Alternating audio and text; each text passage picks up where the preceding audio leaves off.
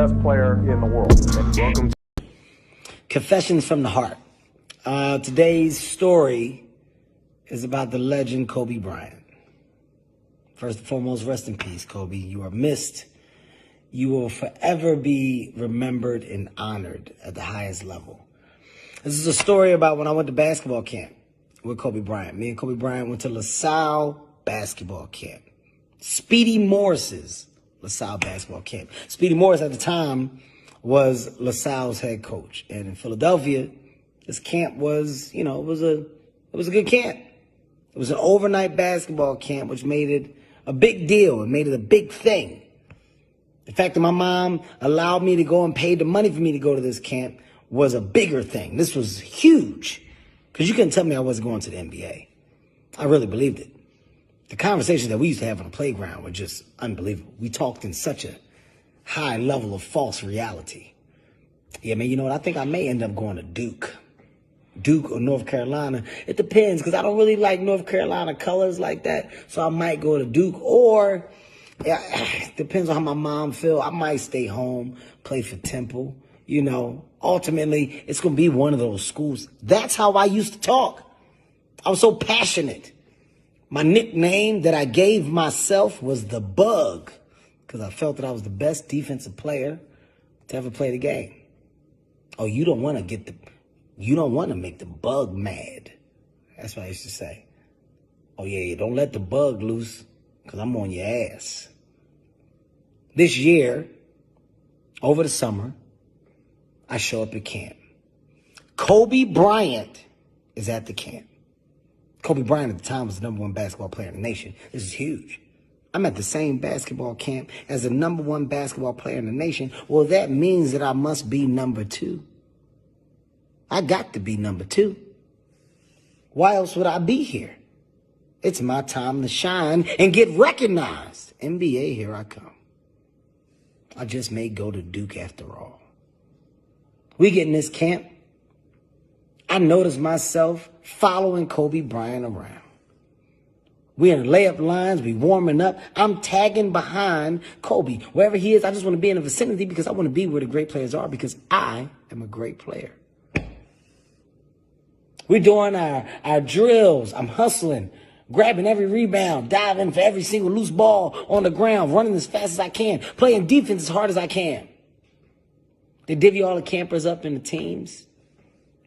Day 1, day 2, you get to play in the games. You're keeping records. Everybody's keeping a tally of what's going on in the camp.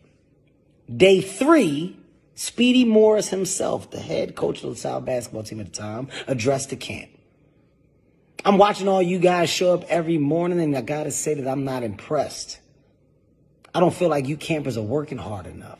You guys need to get some work ethic. You need to show up here and want to become better. Look at Kobe Bryant. He shows up here every day and he works. Kobe Bryant hasn't put the basketball in his right hand since he's been in camp. He's here to only work on his left hand. What? What you talking about, Kobe Bryant? Only working on his left hand.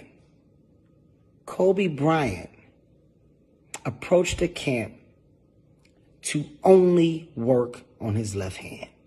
He never shot the ball with his right hand. He never dribbled the ball with his right hand. Kobe Bryant played us left-handed.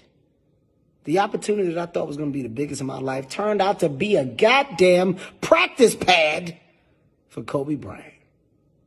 The moments where I thought that I was playing some of the hardest defense ever were moments where Kobe Bryant was just counting in his head 1 dribble, 2 dribble, 3 dribble, 4. The man was above and beyond the word good. He was great then. We didn't even know that he was practicing on us until the head coach made us all feel stupid for not working as hard as he was. Needless to say, that's when my NBA dreams were shattered. Because one night I talked to Kobe and I said, hey, man, where do you think I'm probably going to end up going? Like D1 wise, where should I go? Kobe just looked at me and laughed and walked away.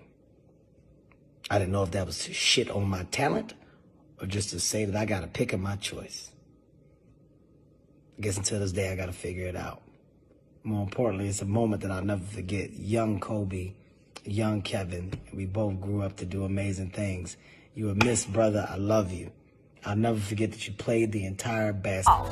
Obviously, Shaq and Kobe have had more of a history of success as a duo, got a lot more time. AD and LeBron hadn't played that long together. These two had a three-peat. Both men have already finished their Hall of Fame careers. But specifically, if you were just putting them all at their prime, let's just say all four at their prime, a game of 2-on-2, and you played against every single one of those guys. Oh, my God. In their prime, actually, so you tell me. This is not a hard one. It's Shaq and Kobe. Whoa. Come on now. Frightened me What are you talking about? Shaq and Kobe, Give me your hands reasons. down. Give me your reasons. I mean, you're talking about two of the top 10 players all time. We already know LeBron is going to be in the top 5. We don't know where AD is going to be at when his career ends. So this is a no-brainer right now as we speak. But maybe down the line they'll have a chance.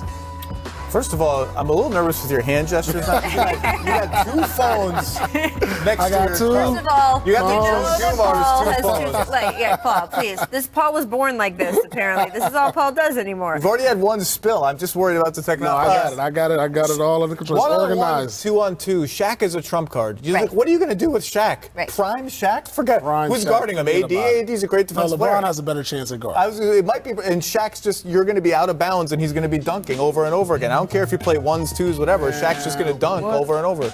I mean, this is the thing that's so crazy about Shaq is that when you say there, Paul, at the beginning, you said, oh, LeBron, is one of the greatest players of all time. You're thinking in your head Michael Jordan. You might be thinking about Kareem. While Shaq is not usually in anyone's top 3 in those conversations, he is, once you start doing this kind of exercise, everyone's like, yeah, most dominant, most unstoppable, all of those kinds of things. You can't really put anyone up against him. No one. What did you guys do when you were game planning to play against him? We were like, we tried to front him, but the bad thing about it is I was the weak side guy. So imagine like a guy standing in front of Shaq, they lob the ball over, and then I have to come over and run and trap him. So I'll tell you once, he turned the ball over one time and went up for the dunk, and I smacked the ball as hard as I can. It didn't go out his hand. He kept going up and dunked it, and I was like, hey, I'm not helping no more. Right. Y'all got this. He could get 30 or 40. Let's stop Kobe, y'all. Let's go. I'm not sure how much money you would have to pay me to stand still and take a charge from like an on-rushing prime Shaq, but it would be a lot of money because I'm not coming out of that well. I was going to say, I don't think he would get up. I mean, once he get the ball and then he do this, Zach. No, it's over for me. I'm going to the hospital. Like, this is what you're going to get every day. That's like, what you going to do? Nothing. Get out the way. By the way, how nice for the Lakers franchise that you can even have this conversation. This, by the way, led to one of a version of our conversations the other day, which is when you talk about who the best Laker has been, right? You've got a guy like LeBron James, who, again, people would say is in the top 2 or 3 of all time, but you would never call him the best Laker because he hasn't won anything there, right? He just got here. So you have a weird situation where he might be the best player to put on a Laker uniform, although people will talk about Kareem, by the way, but not the best Laker. Would you say Kobe or Shaq is the best Laker, or Kareem? Well, we all know Magic is the best Laker. I mean, he has 5 titles. He's won 3 MVPs in the Laker uniform. Right. What he's accomplished in that uniform. Right, I guess that's the point, right? What he's accomplished in, like Kareem is great, but Magic accomplished more in that uniform. Well, Kobe's got 5 titles in that uniform. Yeah, but Magic still accomplished more in a Laker uniform. I mean, they both got 5 titles, but Magic's trump card is the MVPs right there. Magic is the all-time Laker. The guy whose name, and it just happened again, who never gets mentioned in the best Laker of all time, not even a mention, is Jerry West. And he should be mentioned. He's one of the greatest players of all time. He's a million-time All-Star. They made the finals a ton of times in a row. And if not for the Bill Russell Celtics, he may be a 4 or 5-time champion. And then he's in this conversation. I got one for you. Hold on. I got one real quick. Since we saying Magic is the best Laker, right?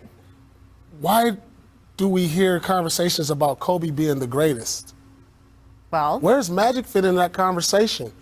Like of all time? Of all time. There's an argument that Kobe is up there with Jordan second or third. That's why when I said to you, who's the best Laker? If Magic is the best Laker, where does he fit? If he's better than Kobe. Above Kobe. All right, then. So, young generation, please get YouTube.